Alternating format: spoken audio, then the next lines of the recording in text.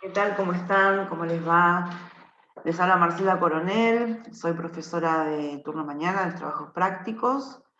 Me acompaña la profesora Marta García en esta tarea, de continuar explicándoles los textos justamente de la unidad 4. Seguramente ustedes ya han visto el desarrollo de otros 2 videos a cargo de otros profesores que se refirieron a los textos o al texto de Piaget y también al texto de Vygotsky. Y en esta ocasión vamos a intentar explicarles los conceptos más importantes, ¿sí?, de este texto de Freud llamado Los 2 principios del suceder psíquico, de 1911.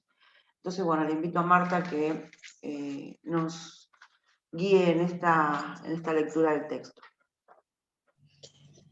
Antes de abordar este texto, vamos a repasar un poco lo que es la noción de aparato psíquico, porque tenemos que ver conceptos fundamentales que hacen a la noción de pensamiento desde la mirada del psicoanálisis. Ustedes recuerdan cuando han visto la unidad 1 y algo de la unidad 2, la noción de aparato psíquico, que sugiere la idea de una cierta disposición u organización interna de los sistemas, a los que se les asigna un orden prefijado que implica una determinada sucesión temporal, cuya función es mantener en el nivel más bajo posible la energía interna de un organismo. Ya la palabra aparato sugiere la idea de trabajo, de tarea, y esta es su tarea: mantener en el nivel más bajo la energía interna de un organismo. Recordemos que la primera formulación que hace Freud del aparato psíquico refiere a la existencia de lugares psíquicos específicos y los denomina consciente, preconsciente e inconsciente, cada uno con sus características particulares. Esta en la primera tópica.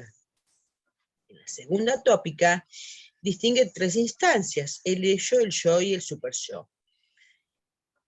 El inconsciente tiene sus modos propios de actuar que constituyen en conjunto lo que se denomina proceso primario, que se rige por el principio de placer.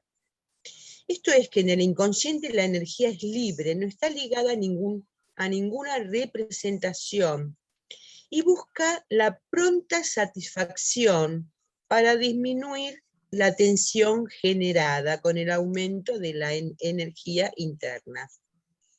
El sistema preconsciente, cuyos contenidos están integrados por los elementos que proceden del inconsciente en paso a la conciencia y viceversa, y por las impresiones del mundo exterior en forma de representaciones verbales, fonéticas, de los restos mnémicos, en este sistema predomina el proceso secundario, que cumple una función reguladora. Posee la capacidad para postergar la descarga energética hasta que las circunstancias sean favorables y se rige por el principio de realidad.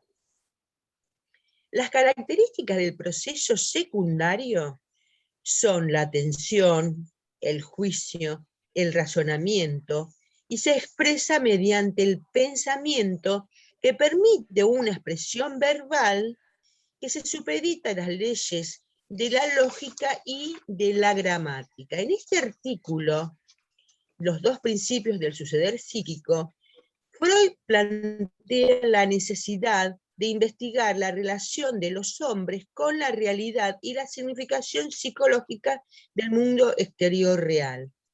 El punto de partida aquí son los procesos anímicos inconscientes, en los que predominan estos procesos primarios, como ya hemos visto, que obedecen al principio de placer, es decir, que tienden al placer para evitar el displacer. Ante el fracaso de lograr placer alucinatoriamente, como lo hacía en la primera experiencia de satisfacción el bebé, el aparato psíquico tuvo que decidirse a representar las experiencias reales del mundo exterior y tender a su modificación real. Con ello entonces se introduce un nuevo principio a la actividad psíquica, que es el principio de realidad, que trajo consecuencias importantes, como por ejemplo la atención, como dijimos hoy, para tantear el mundo exterior, y un sistema encargado de retener estos resultados de la actividad de la conciencia, que es la memoria. También surgió el discernimiento. Es una instancia imparcial que se propone decidir si una representación determinada es verdadera o falsa, y que lo decide por la comparación con las huellas mnémicas de la realidad. El aplazamiento de la descarga motora o de la acción fue encomendada entonces al pensamiento, que surge de la representación. En un principio, el pensamiento era inconsciente, en cuanto que iba más allá de la mera representación, y solo con su enlace a los restos verbales recibió otras cualidades perceptibles de la conciencia. La sustitución del principio de placer por el de realidad no significa la exclusión del principio de placer, al contrario, sino que significa un afianzamiento del mismo. Es decir, que se renuncia a un placer momentáneo tan solo para alcanzar por el nuevo camino un placer ulterior y seguro. Entonces, para entender el proceso secundario y el pensamiento, tenemos que tener en cuenta estos dos principios, el principio de realidad y el principio de placer. Bueno, entonces vamos a retomar un poquito a través de un ejemplo de estas cuestiones y de funcionamiento, ¿no? De estos dos principios. A ver, el bebé, al sentir cierto apuro en satisfacer una necesidad urgente, como por ejemplo el hambre, va a llegar a alucinar el cumplimiento de esa satisfacción, pero sin llegar a cumplirla totalmente, ¿no?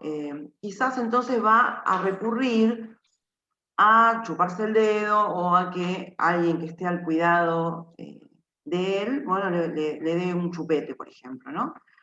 Y así va a calmar esa excitación que siente en todo su sistema a través de una descarga motora, ¿no? Sostenida por el chupeteo.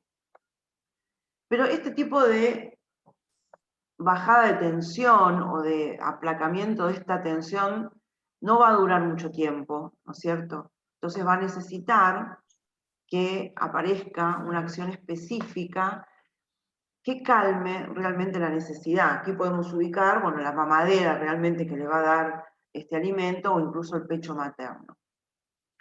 Entonces, por la ausencia de la satisfacción esperada, el aparato psíquico deberá representarse las circunstancias reales del mundo exterior e intentar modificarlas para cancelar el estado displacentero, ¿sí? Y aquí es donde, como decía Marta, aparece el principio de realidad.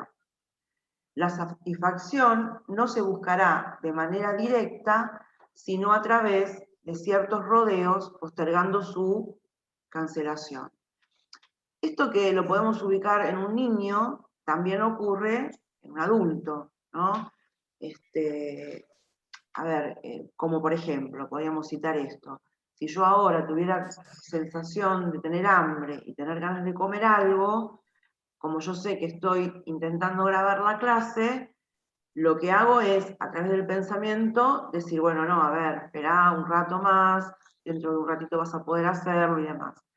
Entonces, allí esa posibilidad de pensar me va a permitir, ¿no?, aplazar, digamos, la satisfacción de ese deseo que tengo. Entonces, el principio de placer es un proceso primario, como dijimos. La energía psíquica fluye libremente entre representaciones bajo las leyes del inconsciente. Estas leyes, saben ustedes, son las leyes de condensación y desplazamiento. Procura la satisfacción inmediata y busca la identidad de percepción. Entonces, bueno, tiende a la búsqueda de placer, ¿no? Cuando se presenta un incremento de energía y produce displacer, va a intentar la descarga. y con ella bajar los niveles de tensión, a niveles que sean constantes y niveles que sean tolerables. Recordemos que la vivencia de satisfacción, en su momento, dejó inscripta en el inconsciente una huella mnémica. Y esta huella mnémica se buscará reeditarla, ¿no? Por vía de la alucinación. A esto le llamamos identidad de percepción. Y en cuanto al principio de realidad, el proceso secundario, la energía ya no es que está libre, sino que está ligada a las representaciones, y allí la satisfacción no es inmediata, sino que se aplaza y por lo tanto se convierte en un tipo de satisfacción más segura y duradera. Como decíamos anteriormente, a través de estos rodeos, ¿no? Que por supuesto lo propicia el poder pensar, ¿no? Allí la palabra está presente para poder aplazar ese momento. Esto, estamos hablando aquí de el preconsciente y el consciente, justamente.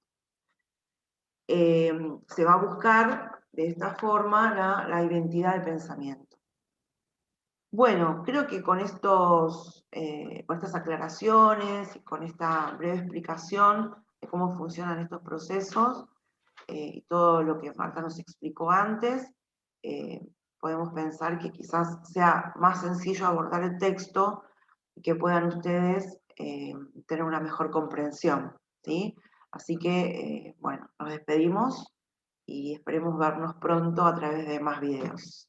Muchas gracias a todos. Hasta pronto. O en otro Zoom. Hasta pronto.